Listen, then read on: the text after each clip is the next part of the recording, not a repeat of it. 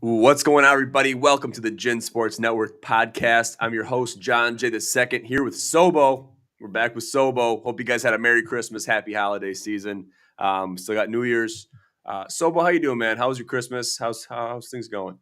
Merry Christmas, John. I hope everything's well, and we're moving into a good time of the year with the New Year, bowl games, golf around the corner, and a lot of cool things going on in the sports world if you're following it. And I know you and your group of guys are, and yeah, it's great. How was your holiday? Everything was good, man. No complaints, and good time with family, and yeah, heading down to How's it go Canada so here. fast? How's it What's go so that? fast? It Why does goes it go so so fast. fast? I don't know. I'm trying to figure out a formula to kind of slow things down because from all my adults in my life, and I'm an adult myself, but talking to my peers and my father figures out there, they told me since I was a young kid that time flies, and I'm like, what, you're not right. This is taking forever to get to Christmas, But now I see it. Now I'm trying to reverse that effect. It's not working out so well, but we're trying to figure it out and trying to take it day by day, but it's just one of those things. Time Yeah, flies, and you well, got to that's take advantage of while it's here. That's you nailed it. I don't know, buddy. It's I'm like your mom and dad. I've known your family a long, long time, and just sitting watching, thinking about your dad bringing you and Sam up to the gym when we were playing in the mornings. And I know Paulie's still getting at it. They're trying to Oh drag yeah. me out of entertainment or out of retirement, but I'm in a new role as a coach. I'll take the coaching over the playing. Hey, there you go. There you go. You gotta still be a part of the game, and that's But kind of where I'm still it there. goes Yeah, fast, and like you said, it once you does. have your first child, our first child is a senior in high school, so Wow. 2024 will be a blur. Yeah, it will. Yeah, it will. And it's just time flies. You got to take advantage of it while it's here. That's the moral of the story. And take every day as it comes, and don't take any day for granted. Take it Boom. all You for you what got to it's figure worth. it out early in life. Yeah, I'm trying to. I'm trying to. So it's a work in progress. Let's get into this though. Let's see what we got here. Obviously, we got some golf to talk about. A What lot do of you think happening in the about golf golf? world. You don't want to talk about golf off the top, do you? I'm gonna throw I a mean, little. we don't have to. I'm gonna throw a little curve at you. Let's do it. We're talking golf in the heart of the bowl season. Were you up till 1 o'clock last night? I think you were. I was up till 1 o'clock, but I wasn't watching the bowl game. I guess what are you talking about? You talking about the Dukes Mayo Bowl? Yeah, wow. Whatever the late game was Oklahoma I State. I wasn't went. watching the late game. I was watching the Dukes Mayo Bowl with Carolina there and West Virginia. Obviously, the Dukes Mayo Bowl. That's kind of the one that had the. I think they had the. Obviously, people are eating mayo in the stands. It's kind of a wild atmosphere if you think about it. And just having bowl season. I guess what was the late one you were watching? I wasn't watching anything. I watched part of the Oklahoma State. I saw that. I was really surprised USC beat Louisville. Um, it's funny. You and I have been going a little bit back and forth over the last 4 or 5 days to try and do something. And what's intriguing about all of it, and it's really made me dig in on some thread texts and different people that I've hung out with, like and known, like yourself and things like that. I got 4 or 5 different group texts, and we're talking about the NIL and where college athletics is gone. And I think we have definitely hit the we've hit the end of what it is. I don't know. It's almost kind of depressing. I don't know if you saw Florida State. Florida State's not playing 19 or 20 guys. They basically boycotted the bowl game. Ohio State's quarterback went into the portal. There's multiple players. I think I heard 1,200 players went into the portal right after the end of the regular season. Between that and the NIL, it's all a game changer. I don't think the college athlete is no longer. I mean, it's basically semi-pro, And that's the reality of everything. And, some of those thread texts are with, your dad and our buddy next door here, the big Michigan Wolverine that I've got to keep at bay over the next 4 or 5 days. But where does that lead you? Where does that take you? The bowl season is no longer the bowl season. You have 40 bowl games. You've probably watched a handful. I've been trying to watch some here and there. Shit, there's only 10,000 people at some of these games, and 5,000 of those people are family and friends. Well, that's what the portal has done. That's what early declaration for the draft has done.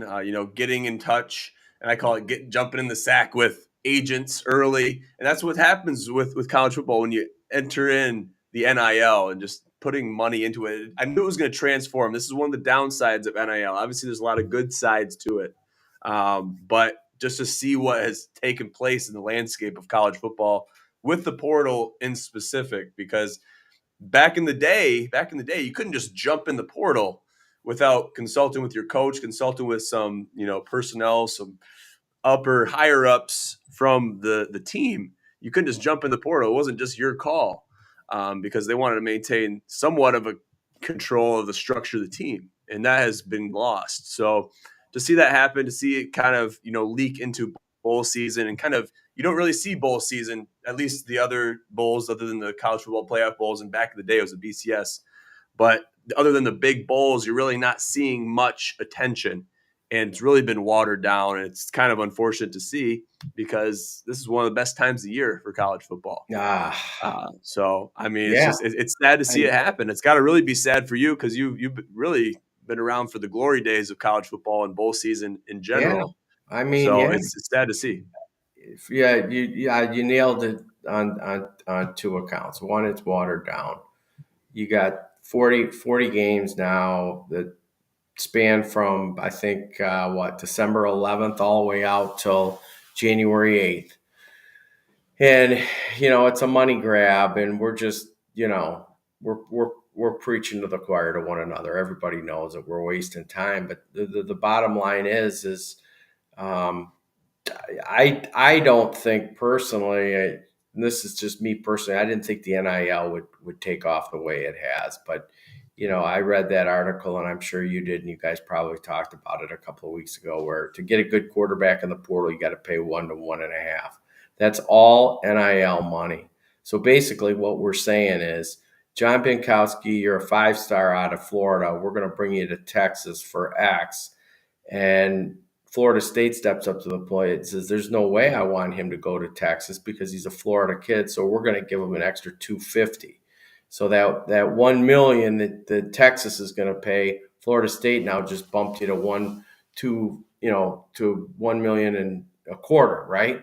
So it's basically professional athletes in a amateur status, and just call it what it is. And the other piece of it is what you said. I mean, it was never like this, and part of it is this, John, and I just told you while we were talking before we jumped on. I was at the Pistons game the other night too, and that's another kind of segs it into these men are 19 and 20 years old, and they're going into the NBA, but they're kids, right? So you take a kid that goes to Kentucky or Kansas or whatever, and he goes one and done. Do the math behind that. He's 18 years old when he plays for Self or Calipari or whoever, right? And then the NBA comes to him and says, "Come on with me." He's only 20 years old. But these guys they're the football players, the basketball players. The game has changed over the course of the last 10 years. I don't care what. I mean, that was the first NBA game I've been to in 6-7 years. I couldn't believe the size and the speed of these guys. I mean, and they're physical and they're fast, and that's what football is too. These football games are no longer, the bloody chin strap and all that other stuff. I mean, these guys are flying around and they are full-blown specimen athletic kids, and they're getting paid. Think about it. a 19-year-old kid as a quarterback or a 21-year-old kid making 1.5 on the NIL with his, name, image, and like. How do you I compete? mean, I don't know. How does a Tulane or a mid-major compete with an Ohio State, a Michigan, USC, Florida State? I don't care. You can go down the list. I mean, you know who your or Notre Dame. You know who your blue bloods are in football. Yeah, you really can't. You really can't. And it's sad because they try to, the CFP, especially the committee, they try to say, hey, well, we're going to introduce a 12-team format for the playoff to kind of, gloss things over a little bit. They see what's going on. They know what's happening here. And you really eliminate all those outside teams altogether, especially with the NIL. And it's seemingly unrelated, but it's very much related to the big picture. And So, you're right. And so I don't know, what is it, 8 years ago or 6 years ago they did the Final Four, right? So mhm. let's just be common. There's so much everything is so colluded with all these bowl games. And I like them. Yeah, I think it's great to be able to watch a Toledo or a SMU or a whoever's playing, in terms of they're a mid-major, right? And they don't get the fancy dancy stuff, the USCs and the Florida States and the Michigans and the um, Georgias and the SEC. So let them go play somewhere, let them enjoy it. But the problem is it's about two things. It's about TV rights and it's about cash. And I think I Yeah. sent you that text 10 times along with 10 others. It's pretty simple. I mean, and I'm not a brain surgeon, right? Once Fox Sports and ABC and ESPN gets the rights, they're going to control who's playing when and where and what conference is going to be where, and now you got what was the Final Four. And to your point, they're bumping it to what, 12 teams. So now there's Yeah. going to be there'll be a jag on within next year. You're going to have the 12th team is going to be 10-1 or whatever, 11, 10-2. And the team behind him that them is, the 13th team.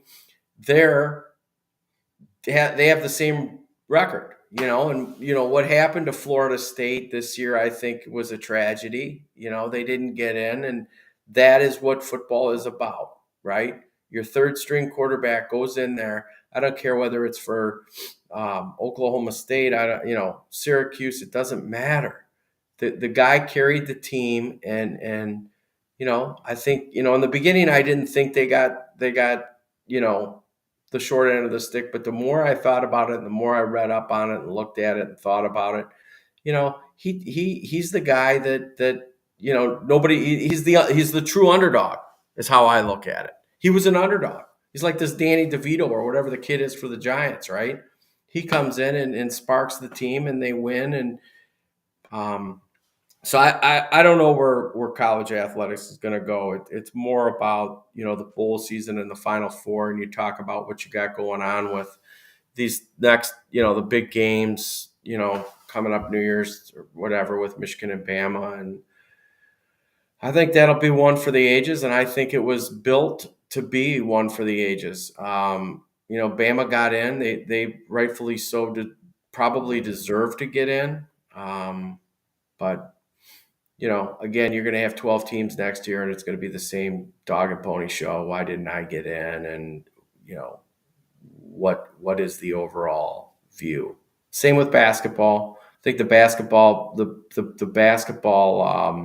for the NCAA's, it's changed immensely. These kids are doing NILs, and do they really care when they're out on that basketball court? I asked somebody that.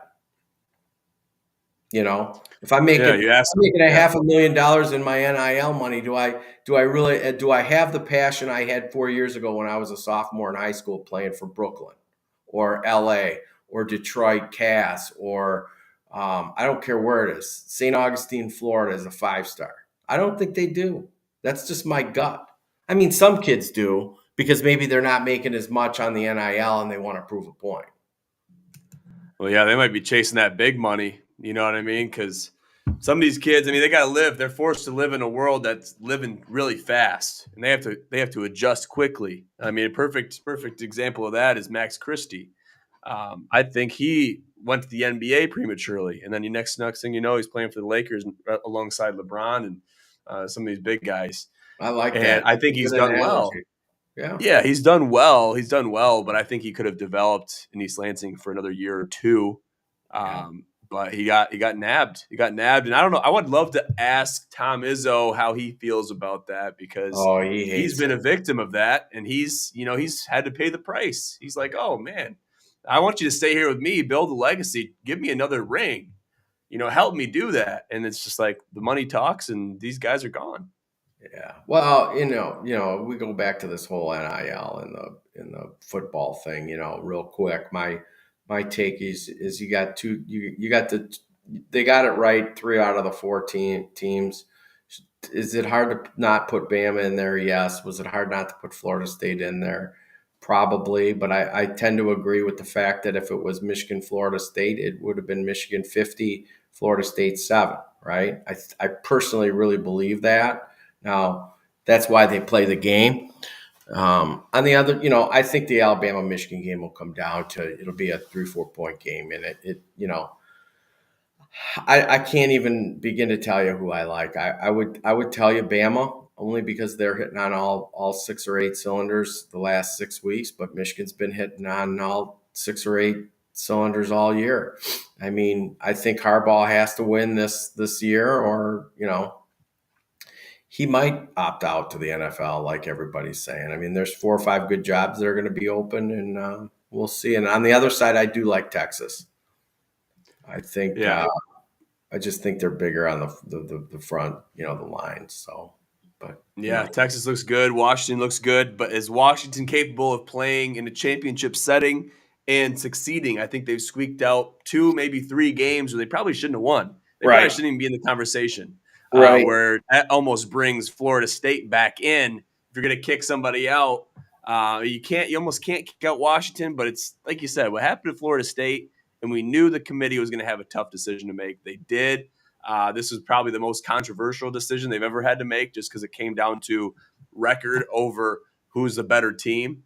And you took the team with the worst record over a team with a better record that you proposed had a better team. And we all know, Jeff wanted it. We know a lot of our Michigan friends and family wanted Michigan versus Florida State. We know they wanted that because that's a cupcake game. You saw the press conference when they showed it. They showed Florida yeah, State out, Alabama in. There was a gasp. There was air sucked out of the room when yeah, they announced that, yeah. and for good reason. Obviously, there's nobody wants to play Alabama this time of year, and I don't Nope. blame them. I And I I, I so think you nailed it there, but we'll see. we'll see. We'll see. That game I was talking about earlier was the Duke's Mayo Bowl, North Carolina against West Virginia. North Carolina took it on the chin, 10-30, and yeah, it was a lot of mayo in that game. But yeah, the bowl season overall has kind of been watered down, and it's sad to see. But take advantage of it while it's still here, and it is bowl season nonetheless. So we're gonna take advantage of it and like it, no matter what. Let's talk about some golf now. I think it's time to get into what's going on in the golf world.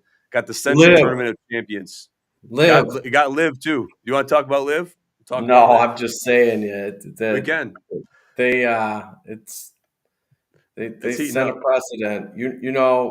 I really, honestly, I really don't have much to say about it. I shared my thoughts behind it probably 2 or 3 other times with you guys on here. And as much as I love golf and everything else, I mean, I'm only one person in a 100 million, 200 million viewer or whatever. So I'm not going to be able to. I mean, we all have our opinions, right? It doesn't matter. But I was thinking about it last night, and just I don't know. I had the Golf Channel on or something. They were talking about previews and things like that, and yeah, he signed it. John Rahm went for 600 million or whatever the number was, and The wild card question will be, who's he going to pluck from the tour to be on his team, and what's that going to cost? So that's all I really have to say about it, John. I mean, they say that they're together, but are they? Are they? Yeah, that's the question. I have, I have here in my notes. The last time we spoke was the Live/PGA merger. I guess where is the togetherness? I don't see any togetherness going on. John Rahm, he signs a record deal with Live. Obviously, Greg Norman's happy. The Saudi Arabians are happy. They're farting through silk. They're just throwing money out there, and we all know where the money's coming from. But regardless, it's a classic situation of money talks, bullshit walks. I mean, that's just what we're dealing with. I'm on that same thread, and I said this word for word with the same group of guys. And I don't unfortunately, care. it's a very similar. Here's the thing. You're a smart guy, right? You follow all this. I follow it to a certain extent, and I just get bored with the bullshit. So this situation is no different than what you're dealing with the NCAA in football. Exactly what I was going to say. I was just going to say that. The end. I mean, don't even. It's just we're it's bullshit. It's John Rahm is not going to turn down $600 million. Would you turn down $600 million? I'd have a really hard time doing it. So the lotto was $500 million last night. If you bought your ticket at Marvin's and you won, you're not going to go get that money? I can't tell you I'm not going to. Well, that's what I'm saying. It's all irrelevant. It's like the quarterback situation in NCAA. Yeah. Exactly. If you're John Binkowski and Michigan offers you 1.5 and Ohio State comes in at 2, where are you going? I'm saying, all right, Michigan, what's your counter offer? Yeah, right. That's money's talking. I'm a young kid. I'm coming out of high school. I have $0 in my bank account. So I want to know where my money's coming from.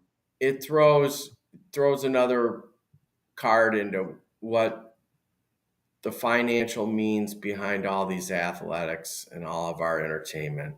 And I think as grown people, as viewers, as fans,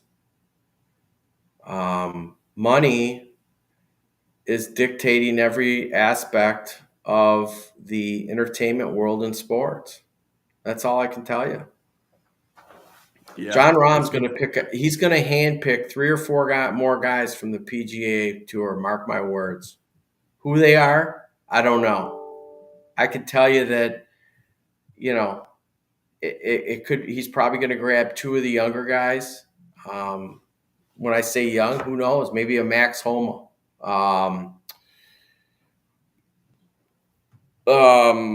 Is it Lug? What's that kid's name? I don't know. No. Ludwig. Yeah, Ludwig. You know who I'm talking about? He's another one. He's one of the kids that I think is going to make a splash this year. Him and this Taylor Montgomery. We're talking a little bit more about the live in the golf situation. That's that's kind of like what I look at now is with live and the change of guard and the money and the money being thrown around. Some of these kids are going to walk. They're going to be just like that basketball player that's playing for whomever. NBA comes in and says, "Hey, I'm going to give you $100 million for 5 years. You're not going to take $20 million a year plus whatever they give you on a signing bonus." Yeah. I mean, you'd be an idiot not to. You'd be an idiot not to because you don't have any other opportunities on your table. Everything has changed from an entertainment and fanatic. So, yeah, I mean, some of these young and upcomers that I was going to talk to you about was like Taylor Montgomery, Ludwig, Thigala. He's another one that I think is going to be good. You've got multiple kids coming out from college that the Cody brothers. There's a bunch of kids, and I personally think that the Live, if they're smart, they're going to start also going after some of those guys just to let them drive the bus on the college athletes that are coming out onto the tour, if that makes Yeah. sense. Oh, Or, definitely. Yeah. or look at the what's the name of the Corn Ferry? Yeah. You got some of these kids that are coming in off the Corn Ferry. They're gonna go make a splash because the bigger names for the PGA Tour is now part of Live, so they're not going to have that competition. Then they're going to make their 3 or 4 year deal with the tour, play out on the tour and do well, and then Live's going to capture them. That's what I partake. I guess the only silver lining here, Sobo, is this opens the field up for people like you and me to make it on the PGA Tour now. Well, maybe we can get some portal money. Hey, you never know. Next thing you know, we'll be on Live. But Then the world will be going again, out. it's the whole PGA Tour, and I know we got the tours coming up around the corner, and I'm sure we'll talk a little bit more. But I know that was part of our discussion over the last couple of weeks. I think you got to wait and see what John Rahm does because the Live is a team, so they have it's a team concept, and I get all that. But I also get that 600 million is a lot of money. Yeah, I just know And that. and I can't really. I'm not going to belabor all the more crap about Monahan and all that other stuff. That to me is he chose it. He knew what he was doing. He knew that it was coming down the pike, and all this loyalty and all the other crap that goes along with it. It's the nature of the game, John, across the board. Look at the kid that just signed with the Dodgers, $700 million. Did you ever think that was you'd ever see anything like that? I didn't, and he kind of put himself up for ransom, where it's like, okay, well, if you announce where I'm going or what you're going to pay me, then you're off my list. And he kind of played that card, the blackmail card, where it's like, okay, well, if you do me wrong, I'm not coming to you. You know what I mean? If you tell the media where I'm going, I'm not coming to play for your ball club. So that kind of aspect, that arrogance of, okay, I'm this good and I'm going to have teams fighting over me. And if you guys mess up, I'm not coming to your place. Yeah. So that kind of arrogance, that really bothers me, on top of all the money grabbing and the money throwing. And all kinds of, it's happening all over in sports. So, it's happened everywhere. It's happening in baseball. It's happening in golf. It's happening in basketball. We see it happen in football. It's getting messy, man. It's not. So good conversations. I'm going to throw something at you, and I'm going to let you think about this, and maybe the next time we connect. And I made this comment about 2 months ago. When's NIL going to hit the high school network if it already hasn't? Oh, man, think about that, because it's coming. I'm going to let that one marinate. Think about it. I think it's trickling down. It's a trickle down effect. I'm telling you, it's coming. Give it time. I was at the Flushing Saginaw Heritage game about 3 weeks ago, and I went up there obviously to watch. And Saginaw Heritage was on the court. It's no disrespect to the kids, our kids. I love this town. I love everything about it. I'm involved. But we talk about athleticism and speed and quickness. They're fast. But 3 of those kids had already committed at MAC schools and maybe a Big Ten school. I can't quite remember. But it just goes back to what we said in the top. The speed and the athleticism. And these kids are 17 or 18. They're not even grown, fully out yet. Right? But when is that money going to trickle down to high school? You're an official, right? You see it up at the cage. You see these kids up at the cage. I'm going up there this morning, right? And these kids are athletes. They are. They're athletes. So, and if you don't think AAU and some of these other guys, that's why we call it scouting.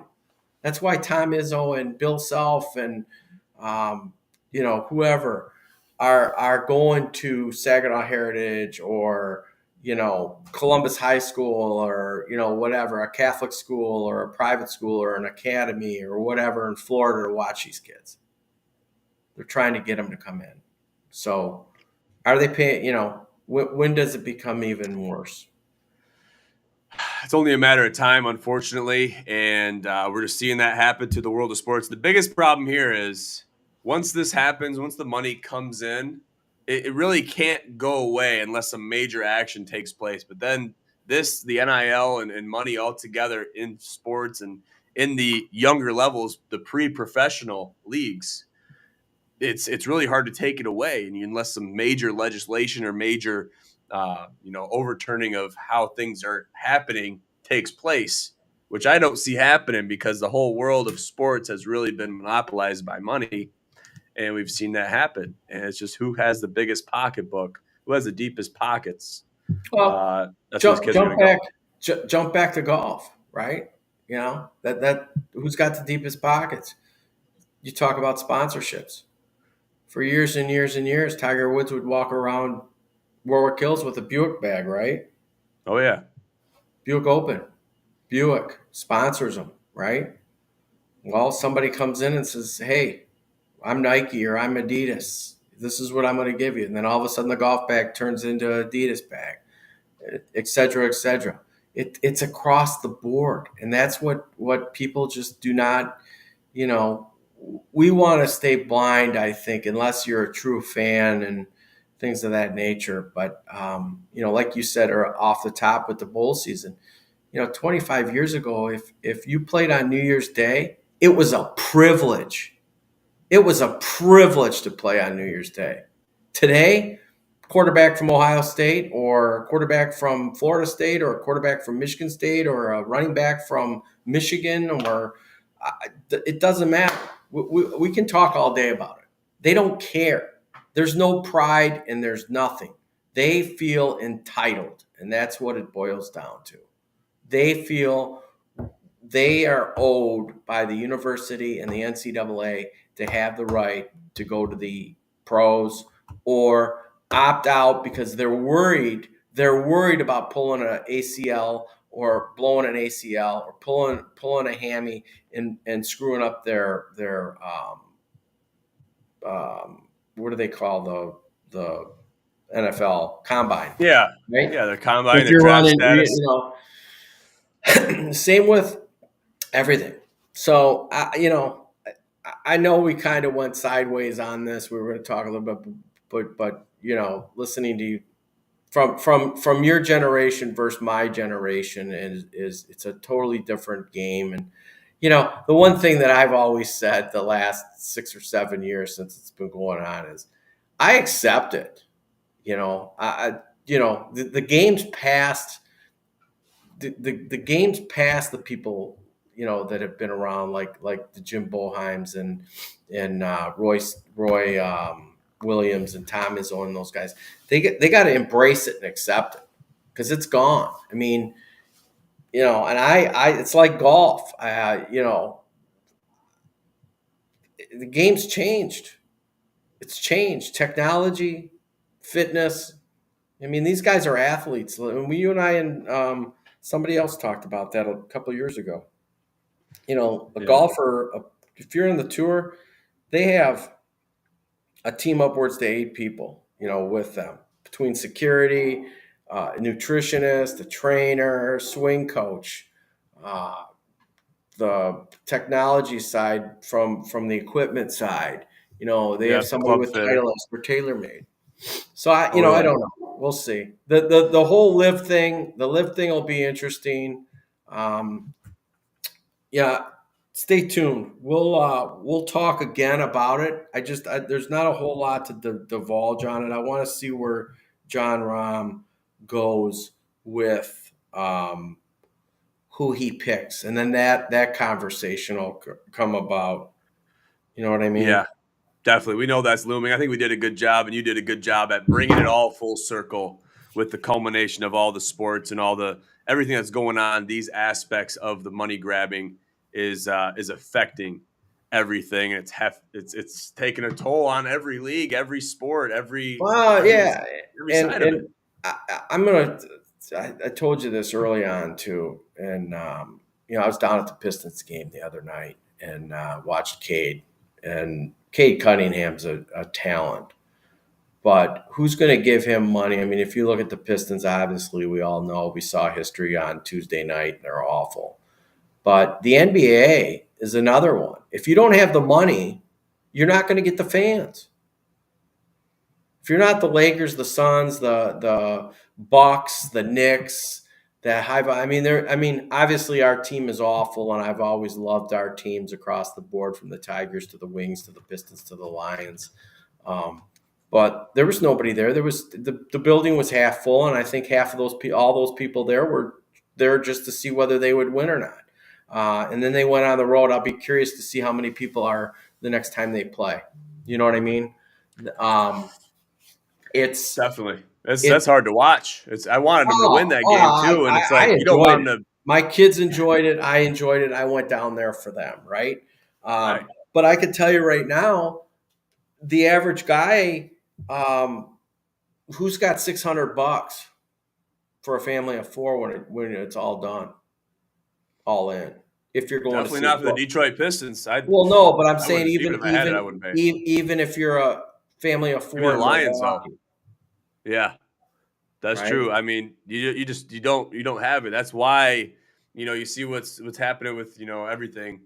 It's tough. It's hard to do, and you're not going to see those stands be filled when those ticket prices are that price. I mean, that's just the reality of it. And especially if you're not watching a good, entertaining contest, it makes it even worse. It's not worth it. Even if it was good football, good basketball, it's not worth the money. So it's So I'll leave you with this thought real quick, John. Who do you like? Who do you like? Who do I like for the semis? For the semis, who do I like? So it's a loaded question, and I'll try to make it short and sweet.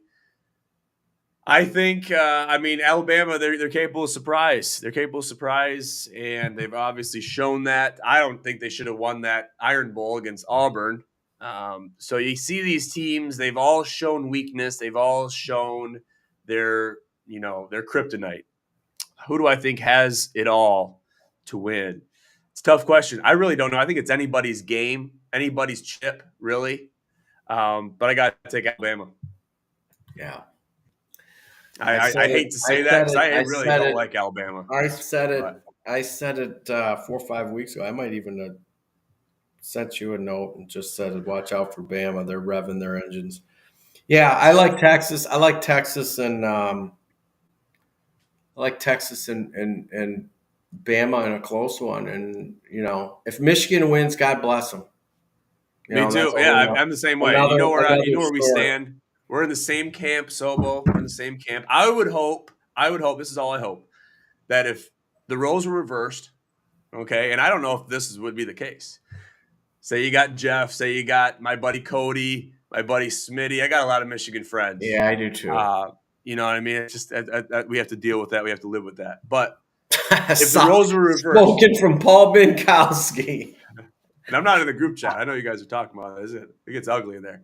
But if the roles were reversed, would they be rooting for us? And I guess, and I told my buddies this, if Michigan wins and they go and beat Alabama, they defy the odds, they defy the committee after, after Florida State and that whole debacle happened, and they're not in a good light, the committee. If they go and beat Alabama, then I want them to win it all. I want Michigan to win it all. Whoever wins that game, I want to win it all because I have all the stake in that.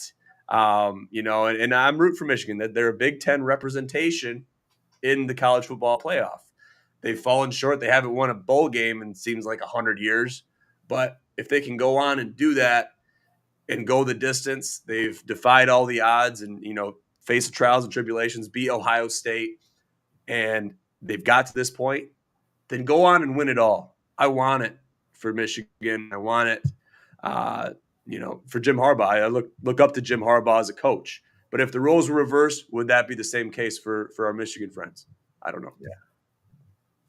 No. Sounds good, man. Hey, look, I got to run. was great to see you guys, and we'll definitely chat right after the first of the year with golf and what takes place.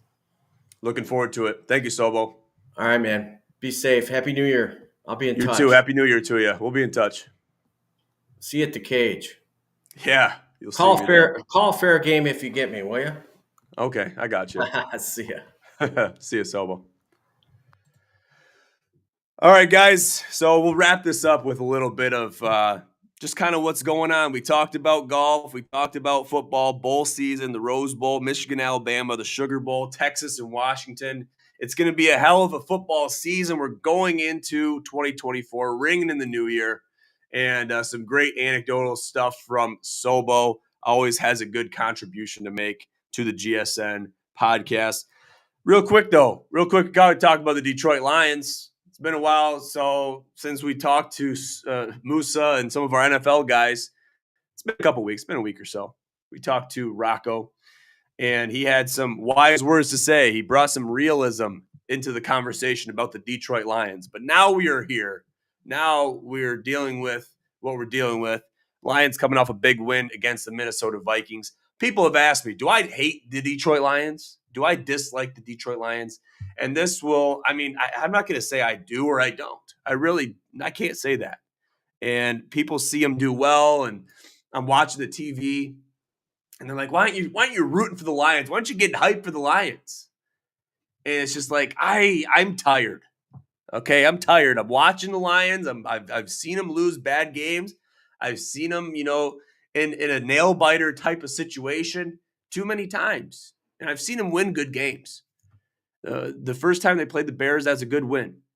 Second game, kind of washed that out, kind of erased it. I wasn't impressed.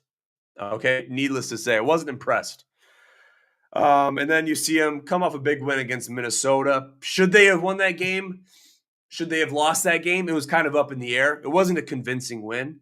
And if I see a convincing win from a team, I expect them to have that same mentality, that same kind of emphasis in every game they play. I expect them to have that, at least something close to it. Okay, I want to see a glimpse of that. I didn't see that against Minnesota. And then now we're looking at the 12:30 game, December 30th. We're seeing Detroit at Dallas at AT&T Stadium, and everybody knows me. Since way back in the Beeper Man days, I was talking mad shit about Dallas and America's team in Jerry's world. I was talking mad shit about it. Okay, and I'd like to say, and I'll go off the record saying this. Put it on the record if you want, if you please. I like to think that I look at both of these teams right now, 12, 28, 23, in the same light. I look at them in the same light, and there's a couple reasons why. Look at Detroit, look at Dallas. Show massive promise on one end. They show a lot of promise, like they are the best team in the league going on to win a Super Bowl. Okay? And that sounds kind of crazy even nowadays, looking at the current state of the Lions, knowing that it is actually a possibility. There's a glimmer of possibility there. It sounds crazy. It sounds criminal to say. Then you look at Dallas. You see two teams that have very high promise, high production value, but you also see them have very high negativity value, very, much prominence in the negative side of the spectrum, where they're not playing well, where they're losing bad games, where they're getting turnover after turnover, where your quarterback's getting sacked all the time in bad situations where you're making third and long a commonality. I see it happen with both these teams. Looking at this game, do I think this spread's a little bit skewed? I don't know. In Dallas, maybe not. If Detroit gets a more convincing win against a solid rebuilding Minnesota team last week, then I think the spread comes down a little bit. Okay, if Detroit beat the Green Bay Packers on Thanksgiving, I think the spread goes down a little bit. Okay, Dallas is coming off a couple bad losses. Obviously, my Buffalo Bills smoked them. Okay, it wasn't even close with these Dallas Cowboys. Who do I think wins this game? I think it's in AT&T Stadium. I'm going to ruffle some feathers here. I think Dallas wins the game, but I don't think they cover. I think Detroit covers a game. I think Dallas wins, probably by a field goal, maybe 4 points. Okay? I think 6 points. I think you're going to see the spread come down a little bit. It's probably going to come down to 4.5, which is weird for an NFL spread, but you're going to see this come down maybe in the 5 range. So we're going to see some things happen with that spread going into the weekend. I'm excited about it. It's going to be a great game. Heading down to Canada to watch it with some friends and family, and it's going to be a hell of a game. So it's going to be a good contest, big NFC contest there. Lions sitting at 11-4, Cowboys sitting at 10-5. So it's a little bit of a toss up. It's a battle for the NFC, which is exciting for NFC fans. Okay, we've seen the NFL play out in a divisional status for quite some time. So we're expecting this. We're expecting a good game. And I guess you could say that it sounds crazy, but both these teams are considered blue bloods. And they're in a small number of teams that can be classified as that. There's a lot of teams in the hunt. Usually these teams are either out or they're in the hunt at this time of the season. Both these teams look like they're going to be in. So I'm excited for it. Dallas -6. I think that's an ambitious spread. But big news for the Lions as they clinch the NFC North for the first time in 30 years. That's a big deal. That's a big deal for the Detroit Lions. They clinched the NFC. And I felt like, you know what? They have a glimmer. They have a chance. They have just a little sliver where if they have a chance to lose it all, no matter how good it looks, they're going to try their damnedest to make sure that remains a possibility sometime throughout the timeline of the postseason, which I could say we are in. We're definitely in the back 9 of the regular season, and we're dealing with that. The Pistons make history with the 27th consecutive loss against the Brooklyn Nets. Terrible. We hinted on it a little bit when we had Sobo here. Cade Cunningham is too good. I repeat, too good to stay in Detroit and to play this abysmal basketball amongst this team. He's too good of a player to lose this many games in a row. I'm just going to go ahead and say it. But I'm also going to say this. Monty Williams is too good of a coach to lose this many games in a row. And he's going to get fired for all the wrong reasons. Mark my words. He's going to get fired for all the wrong reasons. And I think it's sad to see take place to a coach that's used to winning, mind you. Coach that's used to winning, such as Monty Williams, coming from the Phoenix Suns. And he's coached a lot of good athletes, so he knows good basketball when he sees it. For him to make that jump, obviously, they had to make a systematic change in Phoenix. We understand what had to take place there. He lands in Detroit. We think that we have, when I say we, because I can call myself a Pistons fan, regardless of how thick and thin we've had to deal with since 2004. We've had glimmers of success. We've seen it. We know they're capable of it. Obviously, we're not dealing with the 2004 Pistons. We haven't dealt with them for, a better half of 20 years. But, it's a hell of a lot better than we've seen ever with the Lions. So that's where I'm at with the comparison there between the two Detroit teams. People say, "Oh, why you root for the Pistons and you're not a Lions fan?" That's a conversation for another time. But moral of the story: Cade Cunningham, 41 points, 37 minutes, 9 rebounds, 5 assists.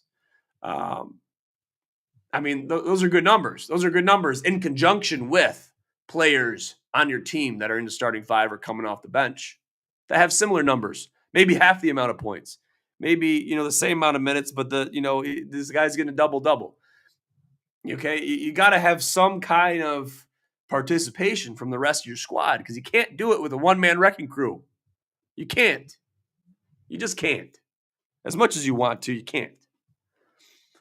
So, obviously, with the Lions doing well, this is for all my Detroit people. With the Lions doing well, you don't like to see the Detroit Pistons show out and be on the wrong side of history because that's the Lions' job. That's the Lions' job. I rest my case. We're dealing with a lot of sports going into the new year, and it's going to continue to be that way. A lot of things developing. I'm really going to be following this John Rahm situation. Sobo has me worried. Obviously, I'm there for the tradition. I'm there for the years of commitment, the years of history for the PGA Tour, what it has shown for, what it has been about for hundreds of years. Okay. The Live Golf Tour is not even 10 years old, and we're dealing with it. So it's tough to watch. It's tough to see it take place the way it has. But Sobo has me worried because John Rahm's probably going to be nabbing some other guys from the PGA Tour. It's just going to open up the field. And next thing you know, it's going to be a floodgate situation. Right now, it's just a little crack in the dam. But someday, it's going to be a floodgate situation. The dam is going to fail. And you're going to see a flood of PGA Tour athletes, both up-and-comers and, early veterans.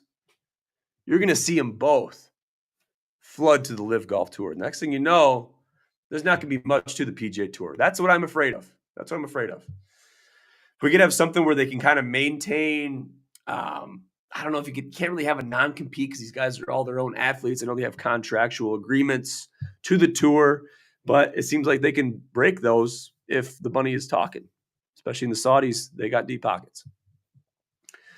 So we'll leave it at that, guys. Hope you guys had a very Merry Christmas. Make sure to check us out on social media, ginsportsnetwork.com for all of our articles, IG posts, and updates. The date for the GSN 5 has just been released. It's June 8th, 2024 at Briar Ridge Golf Course in Montrose. Check out the website for the info on that. Follow us on IG at Gin Sports Network. Follow us on Twitter at GinPros. And we look forward to seeing you guys here right back next time on the GSN pod. But for now, I'm John J. II. Have a great rest of your day. Have a happy new year. Be safe, and we'll talk soon.